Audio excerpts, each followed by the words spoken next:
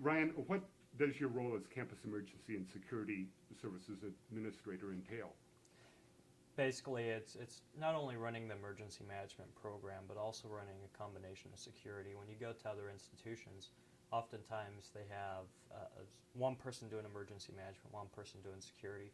Here at the University of Idaho, I get to do all the emergency management, all the security, and including in that is the Clery Act of 1990, which was a federal regulation, so I also have to work on the Clery compliance issues with the university.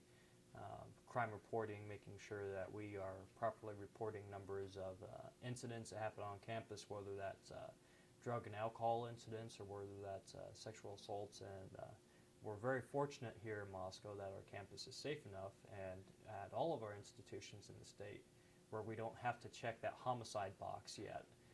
But unfortunately, there are other campuses across the nation that is an issue for them. What are the safety issues that faculty and staff need to consider here at the start of a new semester? You know, each semester we have people coming to the University of Idaho from all over, not just the United States, but the world. And oftentimes it's knowing, it's learning a little bit about the new environment. It's trying to learn the local laws, the ordinances that may apply. Some of it too is that sometimes this is a kid's first time away from home as a student, that now they're here on campus, and it's different because you don't have mom and dad telling you what to do or how to do it, and there's that new sense of freedom. And oftentimes, I guess you can say that kids have this tendency to roam a little bit and want to get out, want to explore, have issues with maybe some underage drinking, parties and that sort of stuff. It's the college environment where I was told once that there's a time and place for everything, and it's called college. And unfortunately, some people really do see that as their one time at which they can act out, and that's really not the case here. And we try and teach it as an educational moment that there are certain behaviors that are accepted and not accepted. So it's the little things like, you know, lock your doors. If something doesn't feel right, if something doesn't feel safe, know to report it. Suspicious. Oftentimes people see suspicious behavior and they go, God, that's kind of odd. That just doesn't feel right. But yet they don't report it. And so that could set someone up to become a potential victim, whether that's of a property crime or a personal crime of violence. And how do people report? How do people report? If it's a criminal activity, Moscow Police is 882-COPS. That's 882-2677. There's also, of course, in emergencies, 911. And it's better if you see something, say something, and say something now than hold on to it, because I've also, in my time at the university, I've had cases where people have noticed something weird, or they notice that property's missing. And instead of making the report when they notice that the property's missing, they have a tendency to try and wait 3 months, 6 months to see if the property will return, and unfortunately it doesn't. And by that time, for law enforcement, it makes it very difficult to try and get that property back, because any leads that they may have had have now gone cold with the case. So the best thing, see something, say something, say something now. Same thing, you know, if you feel uncomfortable walking at night by yourself, coming October 1, we will have folks here on campus, contract security, who will be doing our safety walks for us. So you could call into the security number that will be established. That's still in the process. And come October 1, we will be offering safety walks.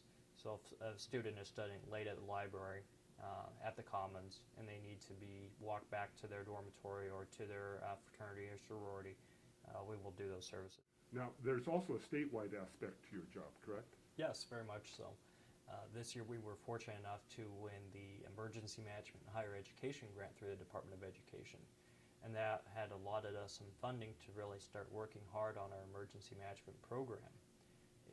In addition to that, we were able to hire one person, Nadine Shawn, and Nadine has been helping me out with emergency management over this past year. And we've been able to travel to our branch campuses in Idaho Falls, Boise, and Coeur d'Alene. But apart from the grant, even my job still extends out to the extensions, to the outreach centers, where if someone needs assistance, we are willing to provide that assistance, helping them out with their emergency management plan. Or if they'd like to have training, we did a training over what are suspicious behaviors and things of the like, different indicators that may raise alarm for some of our researchers. And we were able to do that video via video conference. And so we had opened that up to our folks in Salmon and our folks down in Caldwell, where even though that they were still in Caldwell, they could still watch and actively participate in the presentation as it was occurring up here in Moscow. Now, this is National Campus Safety Awareness Month. Are there any events that you'd like to highlight? And this is now going to be the second year at which we've participated in National Campus Safety Awareness Month. Last year we were able to do a few different events, including Palooza Fest, had a booth out and everything.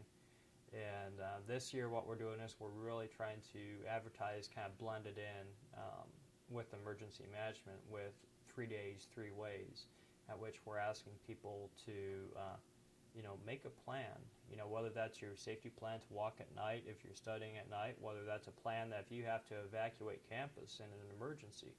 But, start thinking of the what ifs. What would you do if? And take it one step farther that, make a kit.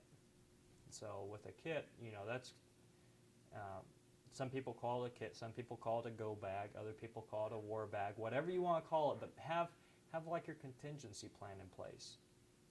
If you're walking late at night, maybe that's having a flashlight, maybe that's having a friend with you, maybe that's carrying a cell phone. So if you make a plan, have a kit to go with that plan.